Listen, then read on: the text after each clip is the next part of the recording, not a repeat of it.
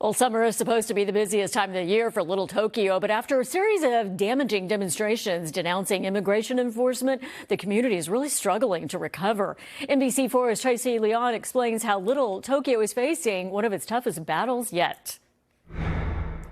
It's been about 2 months since the protests against immigration enforcement operations rocked downtown LA. And here in Little Tokyo, many are still feeling the impact. Businesses telling me sales have dropped by about 50% because many still feel it's unsafe.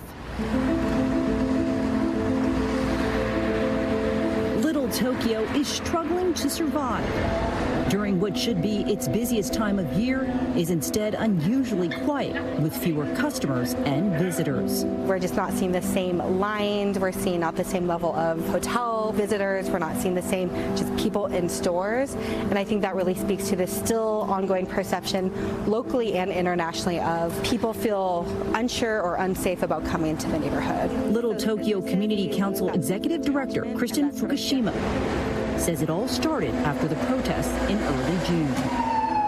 Protests opposing federal immigration actions filled the streets of Little Tokyo, a cause many in this community support. But some of those demonstrations forced businesses to close early when they turned violent, with looting and vandalism. I wanted to let the city know, causing LA Mayor Karen Bass to declare a local emergency and implement a curfew. But few, unfortunately, like agitators and these people looting, ended up giving a bad impression of the majority of the people, like a protest who were peaceful. Suto manages the restaurant Daiko Kuya. He experienced a 50% drop in business and has been unable to recoup the losses. It was a ghost town for a few days because nobody, including us, we didn't want to be here. Irene Sukada Simonian's gift shop, Bunkado, has been in her family for 77 years.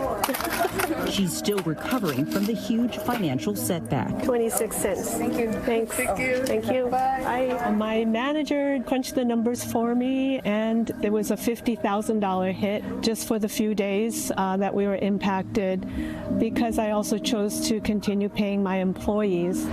And while most have reopened, some remain boarded up because they're uncertain about the future.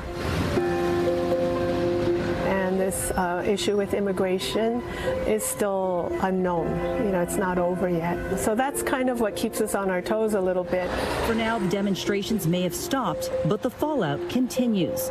The bigger problem for business owners is the perception that it's still dangerous. People are afraid of coming here because I got a lot of phone call.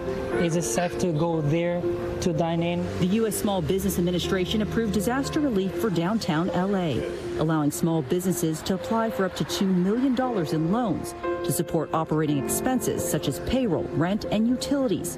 But for many, they feel a loan would put them in a deeper hole. It's not like a lot of people have big reserves anymore. You know, they've been really running through all of their kind of like safety nets since the pandemic started. And so I think that we feel like it's a critical time.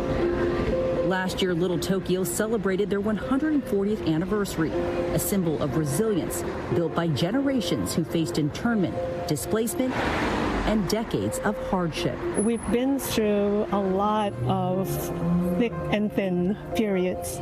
You know, this was one of them. It was a major one, but, you know, we've been through other really, really tough times.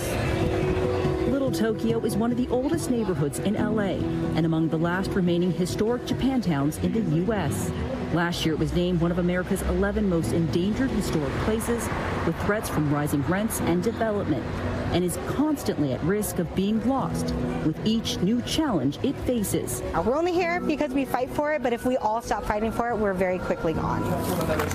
Merchants say they'll continue to stand behind peaceful protests in solidarity with immigrant communities and want people to know Little Tokyo is safe, welcoming, and open for business. Business owners tell me they're doing everything they can to stay afloat, but they can't do it alone, and they're relying on the community to come out and support them. Reporting in Little Tokyo, Tracey Leong, NBC4 News.